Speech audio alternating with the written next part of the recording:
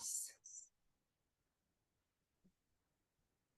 All right. And so chaos, because personally, I feel like what we're going through right now, right, in our world, it just seems very chaotic to me. And as I process it all, I'm always like, where is God in this picture? Like, what is God doing? Why does this feel like so heavy? And so that led me into studying a little bit more about, what does God have to say about this? So the definition of chaos, when I look this up, can be looked at as a state of confusion or disorder, a mess, um, turmoil, darkness, or lack of order. So everything is just there. There's nothing, nothing kind of makes sense. So we're going to go back in the beginning of time, in Genesis chapter 1. If you guys have the Bibles, you can bring it up.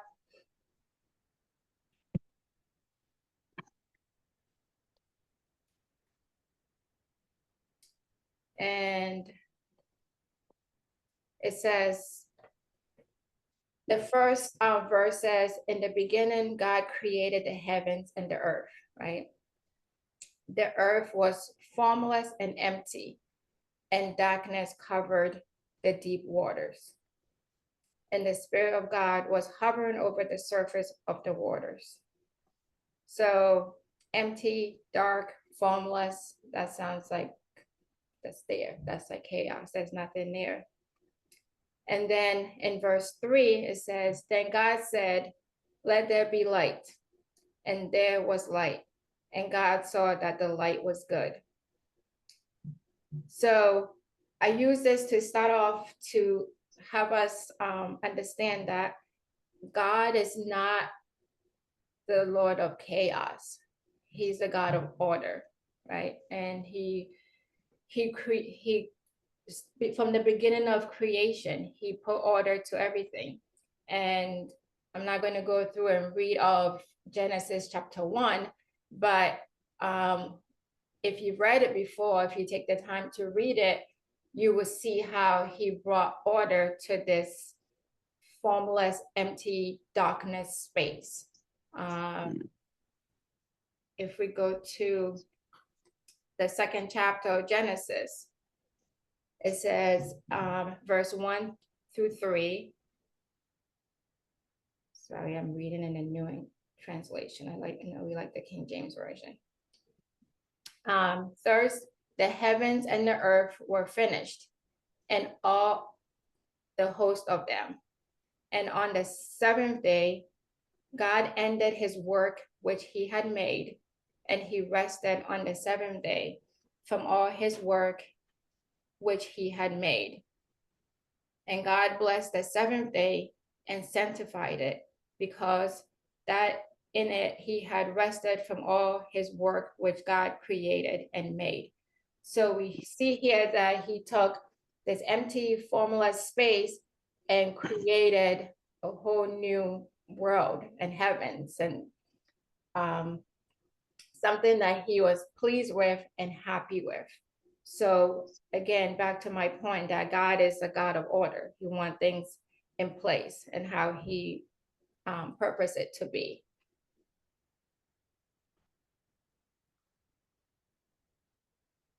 All right.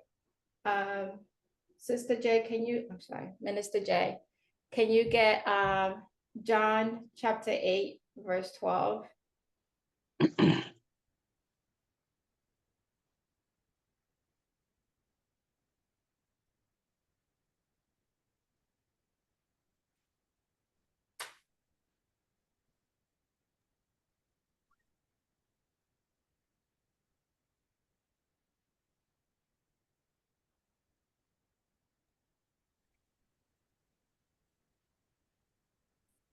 No, we can't hear you. All right. She might be having a mic problem. Hold on. Can you hear me now? Yep, you can read it. I can hear you. Well, then spake Jesus again to them, saying, I am the light of the world. He that followeth me shall not walk in darkness, but shall have the light of life. All right. So here again, just to point out more, that God is about order, right? So darkness can be compared to chaos. So when you are in God, you're not in chaos, right? He brings you out of that and brings you to life, to the light of life. All right. So I was thinking about, the many stories in the Bible that we can use to show how God can use chaos or darkness or difficult times to create something beautiful, right? To bring life to light. And one story that I've always loved is the story of Joseph, right? And we should be familiar with it because a couple of Sundays ago, our pastor preached on that when she talked about GPS, which was very clever. God prepares my steps. Joseph was one of the characters that she used to talk about God preparing our steps. So I wanted us to go a little bit deeper into the life of Joseph and identify the chaos in different stages of his life and how God used that in the end for the benefit of the people. So we're going to start off in the book of Genesis, chapter 37.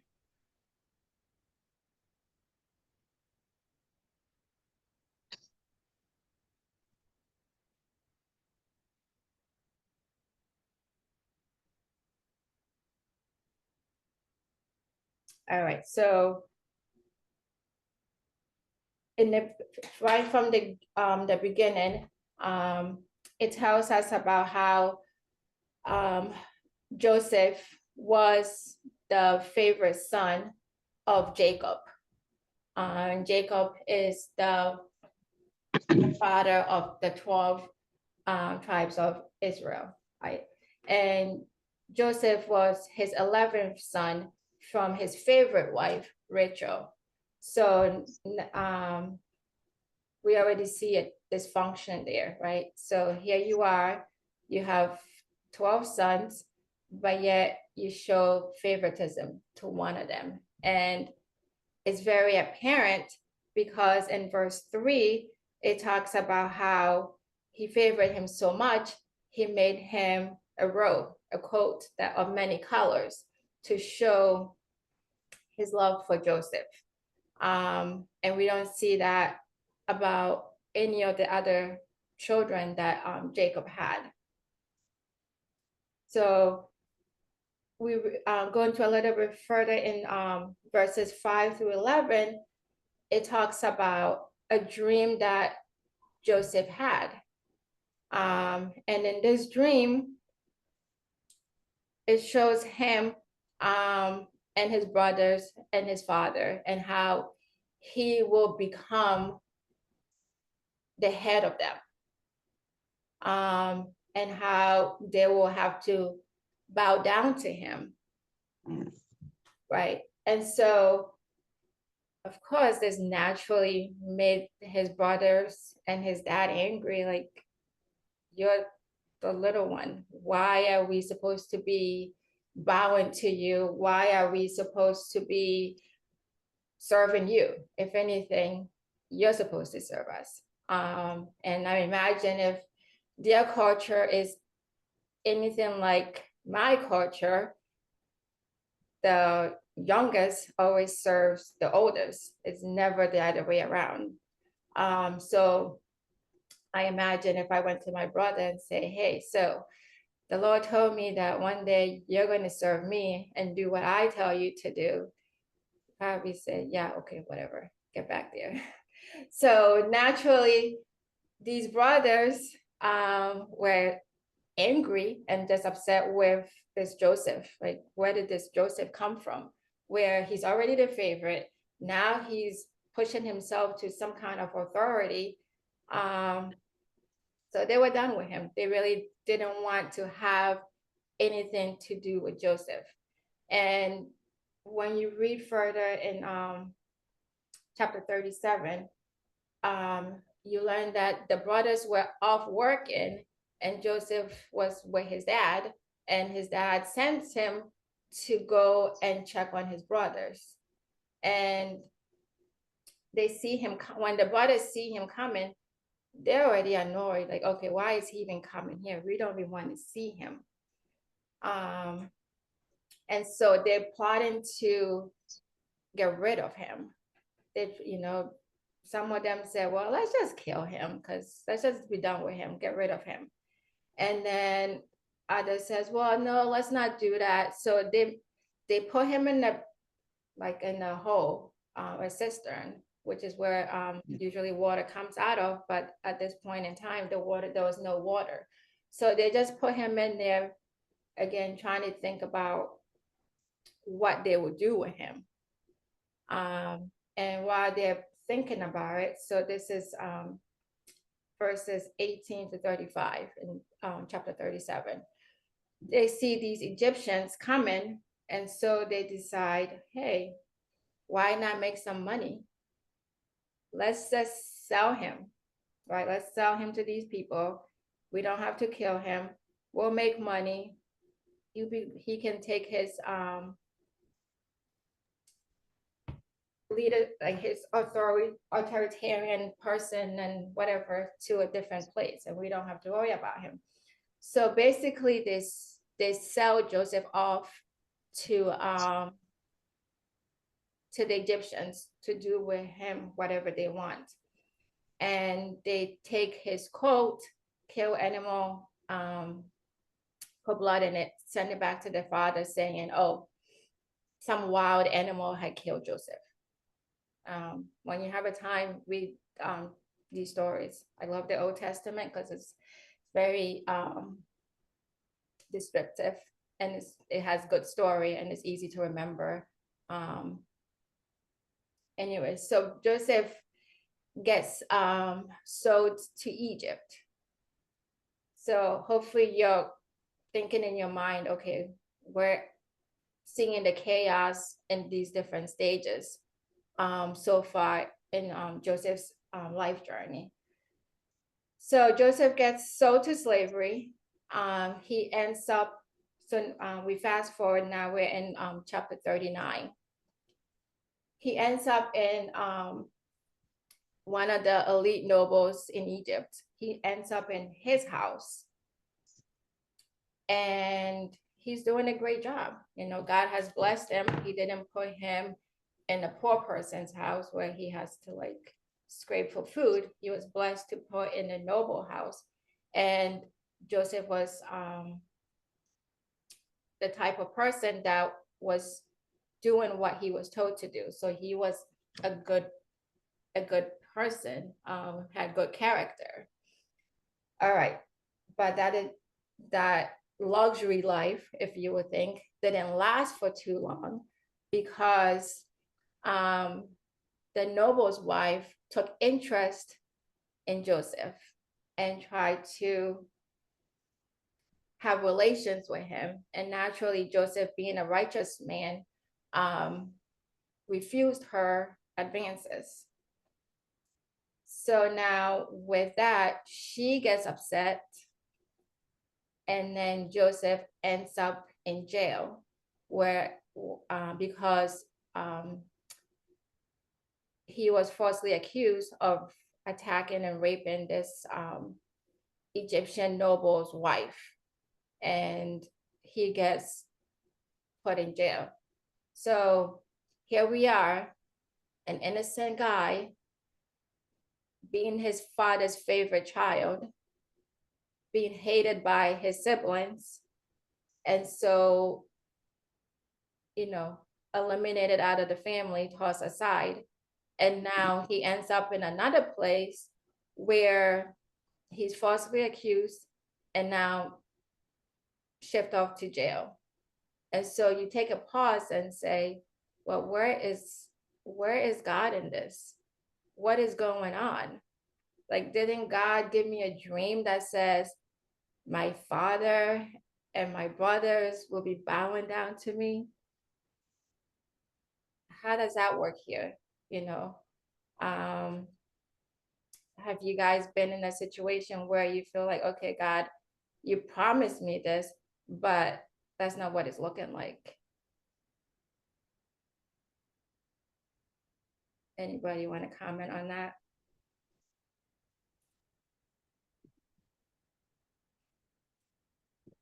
Oh yeah, I'm pretty sure most of us that are have been saved, that have been born again, we've had to go through these some of these things. Many of the us, uh, and coming from a male perspective, it is even more a black male in America. It's even more stark. The experiences are more troublesome. They're more they're far more of constant uh, substantive. You know, there's a lot of substance in the trauma and the you know, because I'm just saying from experience. And so with me, I'm no exception. I think that folk can look at me and say, well, he's light skinned, but they don't know me. I, they don't know my mother. They don't know my sister. They don't know my two brothers under me. You know, they didn't know the people I grew up with. They're, that's the essence of who I am. And so when I share this, when I share what my beliefs are, what my thoughts are, this system is not going to like me. Some people that look like me won't like me because they're so kind of assimilated into the concepts, the ideals of that has been taught. They've been trained, socialized into certain ideals that were taught in our public schools before we knew better. You know, before so many of us knew better. It's hard to unlearn these things. So yes, at 62, you know, starting from very young, you know, there's been a lot of misunderstandings, uh, particularly when you know you are there's a broad brush when young black men get in trouble, they all seem to be getting in the same kind of trouble. They they they're all go to jail. They don't want to stay out. They don't want to. They're back and on and on and on. Always pointing at the person that was robbed of equity, equitable opportunities. Never pointing at a system that has been oppressive from day one. And so, unlike Job, when his friends began to say, "You must have done something," uh, the Bible tells us that he was a right man. He was right before God. So when us us black men, when we began to be in mischief when we are young, there's always going to be that ideal that, or that's a bad boy. He done something. So there's no defense against accusations laid against you, and many of them will be wrong. Many of them, I know from experience, are wrong. That's what caused the disconnect between us as in our culture, uh, and it's by design. So, and I know God is in it. I know God is in it. How I can't tell you, but he has proven that he has shown that we are a blessed people because he has brought us through so much as a group collectively, and we're still here, like 40 something million strong.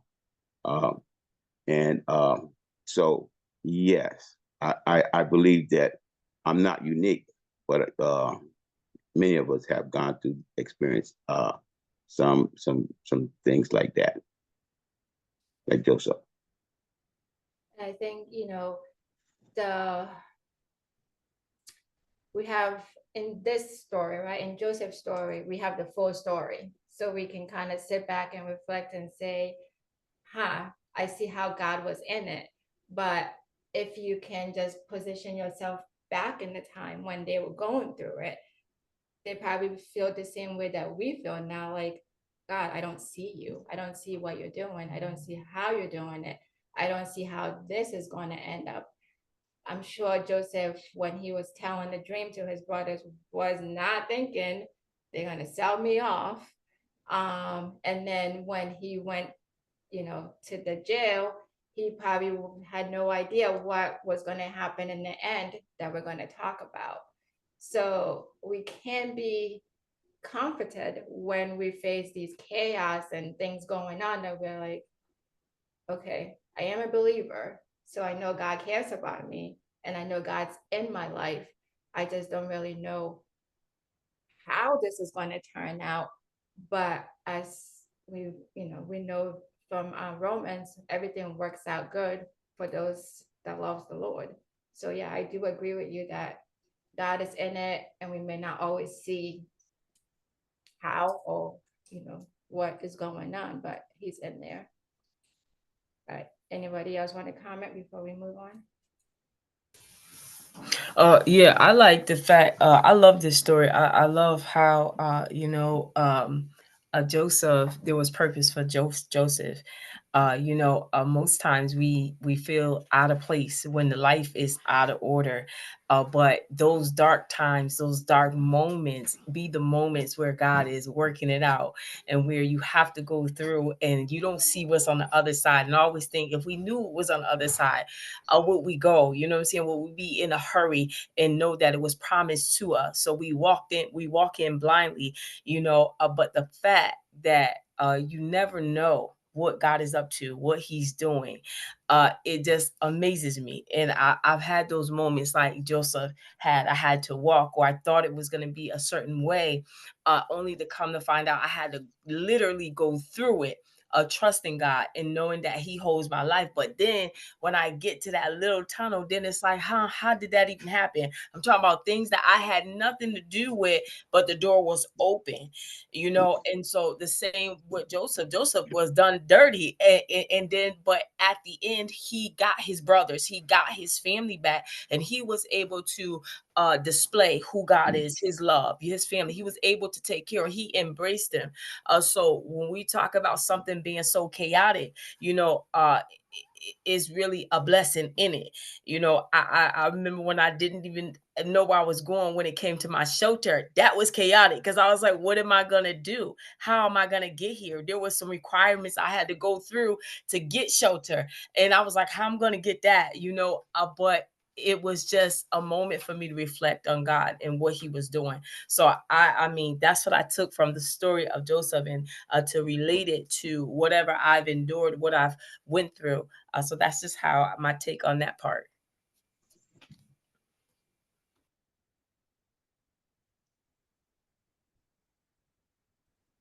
Your audio is off. Joseph asking any questions, right? I don't remember Joseph asking any questions about uh what God's plan was and why it didn't look like he dreamed, right? Um, so I'm gonna say no. I can try. I've been trying to remember a time when I said, Lord, what is this? This ain't what you said, but I don't think I have ever said that. For me, I know I serve a God who can. For me, if I'm in a mess, I probably made the mess. So, things like that. You know what I mean? And I don't recall Joseph ever saying that, like, Lord, you gave me this dream, but what is this? Like, I don't remember that happening. So I'm just hold on to the faith, right? Like Job was in his own mind. The Lord gonna work this thing out. I'm not even gonna worry about it. He didn't complain. He didn't murmur. None of those things. Like you see Job definitely laying out his heart, pouring out his heart, right? You definitely see him doing that. Um, but not in an anyways, not like, Lord, you said this, but this is looking like this. Like, so I just feel like I love the Old Testament. I do love the stories, just like you. They are wonderful. It's a wonderful history. I love it. And I think Joseph was just like, he just kept on keeping on, right? That's how I see Joseph acting. Um, just because the word hasn't given me, or I haven't seen it yet, right? Anything to say that Joseph questioned anything at any stage. So basically, I live every day knowing I serve a God who he might not, but I know he can. You know what I mean? So that's Right. just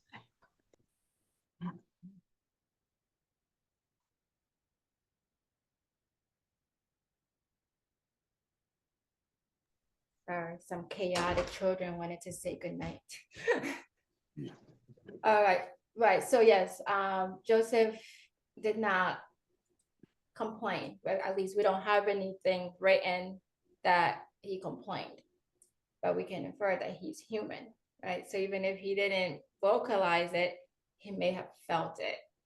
And that we're not, emotionally, we're not different. It's okay to say, okay, this wasn't what I was expecting, but yes, I have faith and I do trust that God will work it out. And I think in the end, Joseph does articulate that to his brothers. But I'm going to get back to the story. All right. I just want to say one thing. Sure. Because when Janine brought up minister brought up a minister important ideal, and I'm thinking that Joseph was young, but he had to have those feelings. When I look at listen to what both of you all have just said, he had to have that feeling of being betrayed by his brothers. Then the loss of his father, the affection of his father, his home. You know, those are, because we don't have the account of those things, just like we don't have account of a lot of things. We can't put them all in there. But those, I can't even imagine this young man just going to this new place, not knowing what's going to happen, and it was sent there by his own flesh and blood, and his father thinking about what his father's thinking, and his mother, And so, yeah, it's interesting to think about that, what he did go through, and I imagine that he may have had some kind of understanding about God. He had to have some concept that there was a God, you know. Right, definitely. Uh, Must have if you, the faith. if you read, what is it? Genesis 50. I don't know. See, I didn't know if the teacher was gonna go there, but That's okay. We're going to go there, but you can go.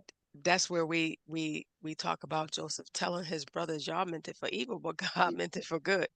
Yes. He knew the divine will of God, and he trusted that. Job's story, I mean, not Job, Joseph's story is about his faithfulness, being thrown into jail, running from this lady, and being thrown in the pit by his brothers. But he tells it in 50:20. That's the best verse in his whole story. Y'all meant it for evil, but God meant it for good. So we could save lives. So he knew that. And at the end of the day, the fact that he cried, the fact that he just saw what he saw, and the way he went through it will let you know that, yeah, he felt that thing.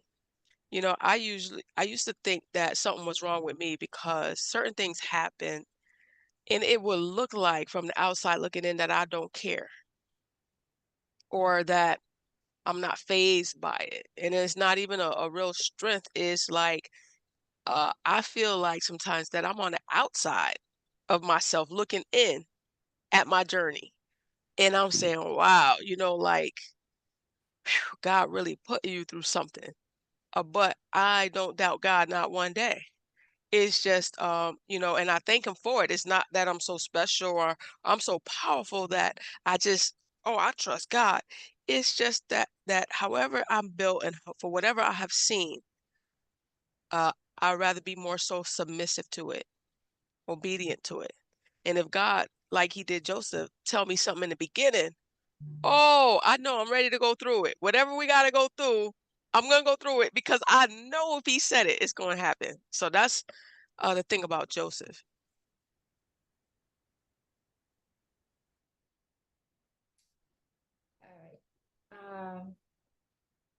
All right, so to continue on the story, in chapter 39 through 40, Joseph, while he was in jail, got the opportunity to interpret some dreams for these two prisoners. And while I was reading that, I said, well, God is so funny, because he started Joseph's journey off with a dream about, hey, this is what's going to happen. But he didn't tell him to keep it to himself. But he blessed him to be able to interpret dreams, right? Because he was going to use that for what Joseph had to go through. That was a gift that Joseph had.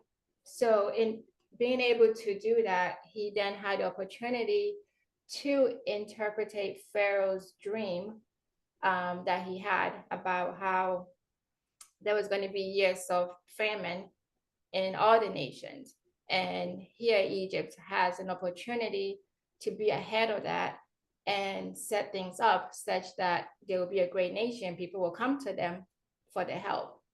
Hence, that's what God was really preparing Joseph to go do, was to be able to set up this structure for what was coming in the future.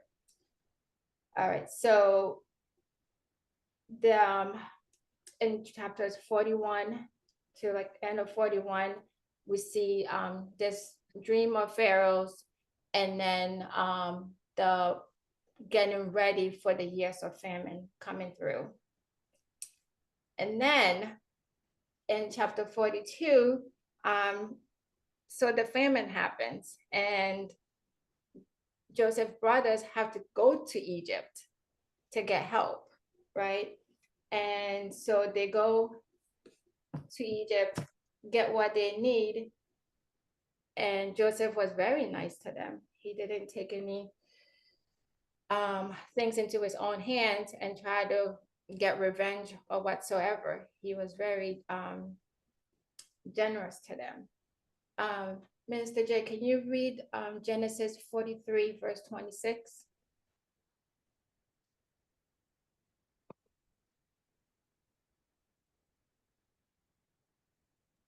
You want 43 and 26, right? Yes, please. And when Joseph came home, they brought him the present which was in their hand into the house, and bowed themselves to him to the earth. So right there, go back to the beginning when Joseph had the dream that his brothers will bow down to him. So God wasn't lying to him. It just wasn't the proper time, right? So sometimes we're told things and it's not necessarily right when we're told that we're supposed to reveal to other people. We have to let that marinate, spend time with God, and really let it come to when God wants it to be revealed. And so here we see that that dream came through where the brothers had to bow down to him. All right, and then chapter 45, 1 to 3.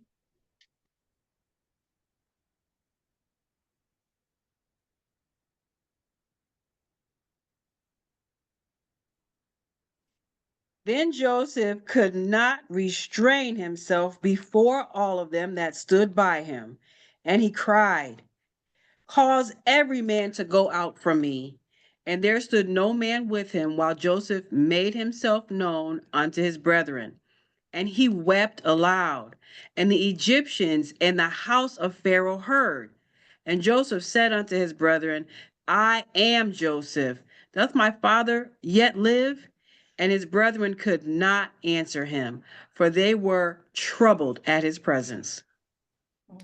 So here we see the emotions that the pastor was talking about, where how can you not have deep emotions, like you were living your regular life and then that was stripping away from you, and then you put into this foreign land and all this happens. So he was overwhelmed with emotions. And some may have gone the opposite way. Maybe they would have mistreated, the brothers when they had that reunion, but he chose again to be a righteous man and do right by them. And, as we were talking before, he must have been a man of God because he understood what God sent him there for, So maybe everything is not written out in the Bible. So imagine he spent his quiet time with God and say, hey, God, what are we doing? What happened? What am I supposed to do?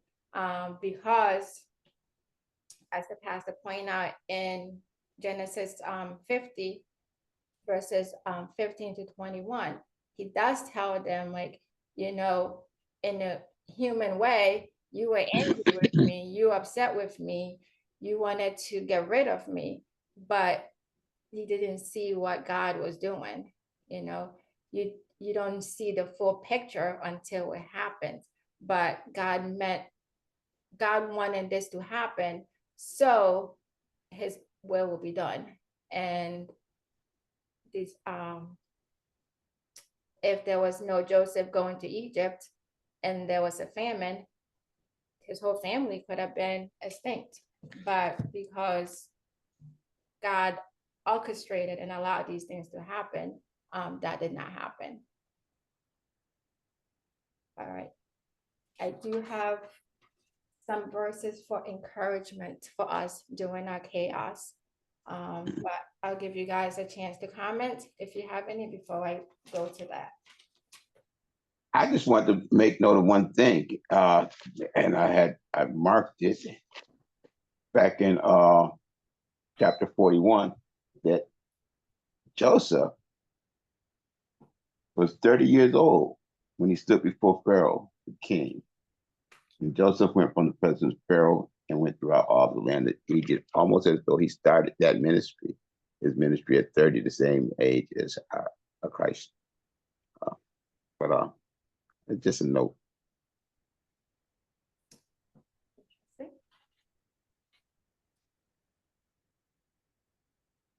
But I like the side note, because another side note that I learned from this is, like, yes, Joseph was the favorite, but the Messiah didn't come out of him.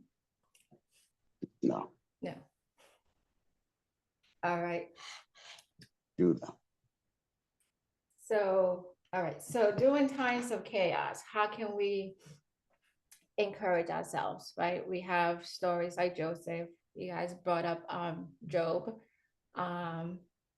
And we can use these stories to see that, God is the God that's there. He's not a God that's gonna abandon you. Everything has a purpose and a reason and it's time.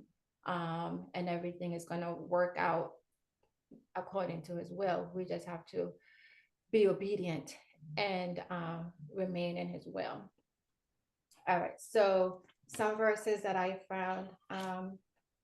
Minister J, can you get Isaiah 54 and 17? Pastor Key, Psalm 46, 1-3.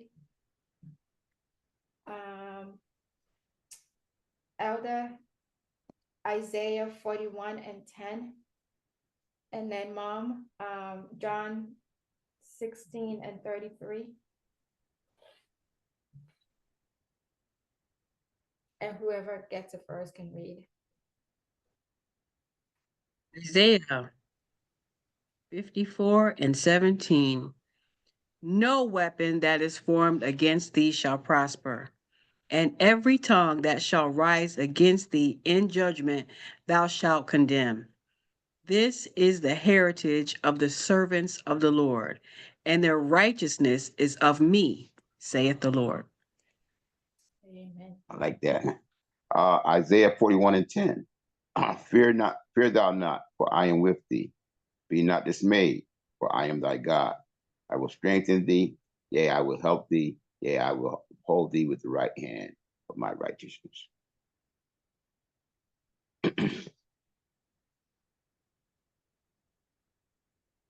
Right. So imagine doing this chaos, you know that no, nothing formed against you because you belong to God, and God is holding you and lifting you up and getting you through whatever. Sometimes, doing, I know for me personally, since January, when this person came in, I just feel like there's been a lot of chaos and a lot of darkness. And I really have to focus on who is God and, be uplifted by that and not focus so much on the flesh and what is playing around in the world, and know that God is in control.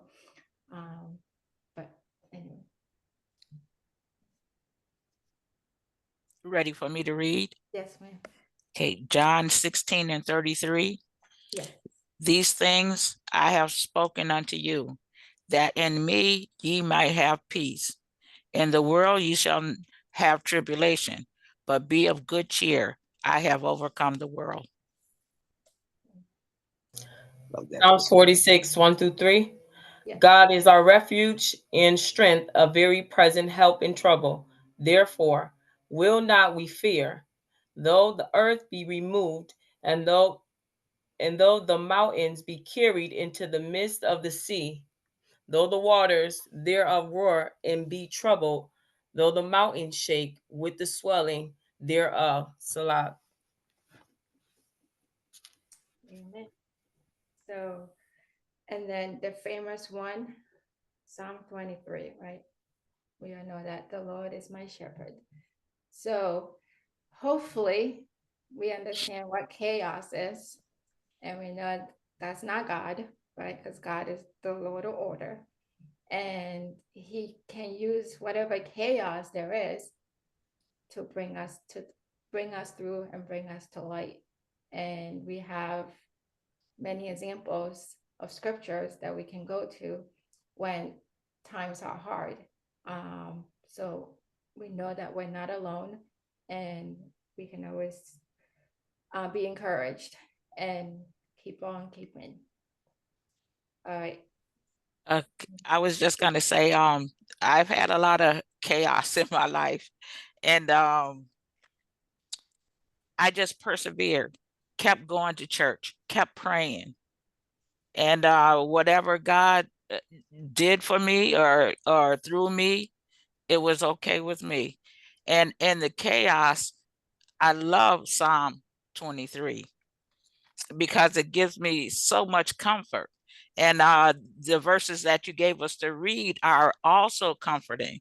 But when you want to be comforted, you just go to the book and you go to your knees in prayer and you pray to God. A lot of times I just sit there and I just call the name Jesus until whatever is bothering me in my mind or whatever, until it's gone. Until it's gone for that moment or whatever, I just call on the name of Jesus and I get a little relief. I get some peace. Because I tell you, whew, going through so much chaos, if you don't know Jesus, you'll be going Amen. through. You'll be going through. So Jesus is my refuge. I tell you, my fortress. And I trust him with my life, with everything. So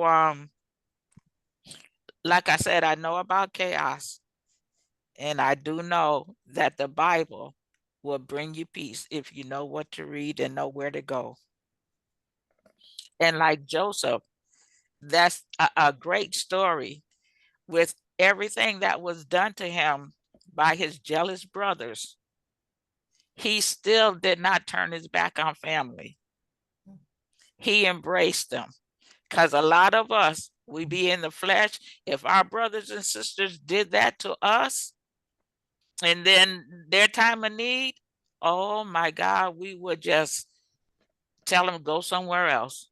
There's no help here or whatever. We'd be in our flesh. But Joseph, kind-hearted, God knew what he was doing. So he was able to love his brothers in spite of what they did. So that's what I love about Joseph. And I agree. I think there's a lot we can learn from Joseph and his family and the dynamics there. There's a lot that can be unpacked in that. But I think at the end of the day, it's about the love and the compassion, regardless of whatever was done, to be able to demonstrate God's love. And I do think that he kind of grew into that. You know, you as you're young, you don't know how to navigate those emotions a lot of times. You know, especially you don't have the the mother and father there nurturing you. You're in this place, so God had place people, positive people in his way that were able to help him, even in the prison. You know, that he got along with those folk down there. Uh, and yeah, and I think that the comforting verses, I just keep thinking, you know, about the transformed mind, being not conformed but being transformed, understanding who we are. That's in the mind, but that's just in the mind. There's got to also be a grateful heart, a repentant heart, you know, a heart that recognizes what God has done for us. You know, so that the mind and the heart, the kind of the way we think, what we think, and then that the gratitude that for the things that God does for us. He does for us on a day-to-day basis.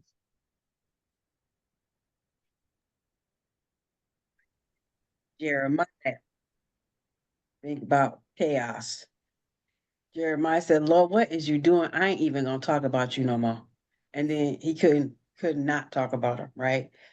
So I see a lot of chaos around Jeremiah, and he definitely has some questions. There's some statements and comments and feelings and all that. But even though he said, I ain't gonna even talk about you no more, he had absolutely could not keep it to himself. So I appreciate Jeremiah's chaos too, showing us uh, how men of God are honest when they are talking to God. You know, he was, I wouldn't say he was holding anything back. He let it all out. On Job too. But the Lord said, even in this, he did not sin. So, but good to be honest, right? We have those feelings. Uh, Definitely can't lie to the Lord. And you could try to fool yourself. You could even try to fool yourself, but you cannot fool God. Right. And I think, I mean, feeling those feelings, managing those feelings, expressing those feelings, right? God is not afraid of our emotions. He's not afraid if we're upset, we're angry, whatever. He can take it. He created emotions. So I think it's fine. It's okay to express those emotions. Now, what do you do after that, right? Do you just say, I'm sad, and you just sit there and be sad? Or you say, okay, I'm sad. Why am I sad? What am I going to do about it? So I don't think there's anything wrong with having emotions and expressing the emotions, but just don't stay there. Do something about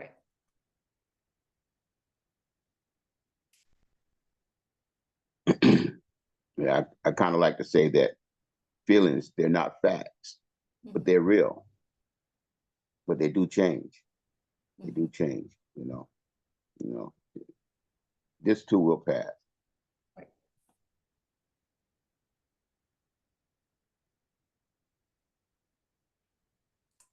All right. Well, thank you guys, as always, for participating and making it lively.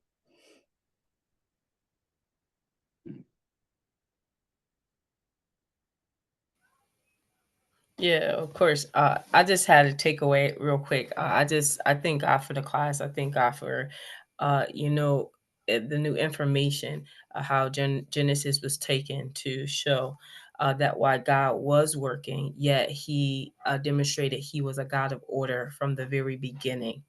I thought that was so profound to be able to pull that out and show, because there's always a discrepancy in how God operates, what God does, and things, and the use of how God uses things is amazing. Also, your baddest things, your ugliest things, do God use to build you, to open doors, to the chaos, as we were talking about. He uses that to put you in another place, to set you free. So it just covers that our ways are not God's ways. We don't think like God. We don't move like God. We don't know anything except to trust God in every way that we go. So that was my takeaway from the class tonight. Basically, God does what He want to do, but He does it for the benefit of His people, for the benefit of those people who love Him. And so He has a strange way of doing things, but He is not a God that's out of order, but He puts things in order. And it's amazing that we were able to dissect that and be able to embrace that in our today life. And so it's an encouragement to me to, I believe everybody who can look at God and see what the Lord is doing, and how do we embrace all the chaos that's going on around us or even within our life. So that's my takeaway on class tonight. So thank you. Amen. And I like to say I enjoyed the class too, what I could hear of it due to technical difficulties. And I know I could go back because it was recorded and see what I missed. And as Pastor Key was talking, and she was talking about the chaos, God don't make mistakes.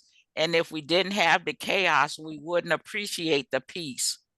So with chaos, you go through it, and then you appreciate when the peace comes. So we have to have one to have the other. If you didn't appreciate the light, to be in darkness all the time. To be in the darkness, when the light comes on, you say, oh, thank God for the light. So when you go through the chaos, when the peace comes, thank God for the peace. So class was good class tonight. And I got to remember, when the chaos comes, it's coming for a reason. And then when the peace comes, I'll be able to be so grateful and to thank God.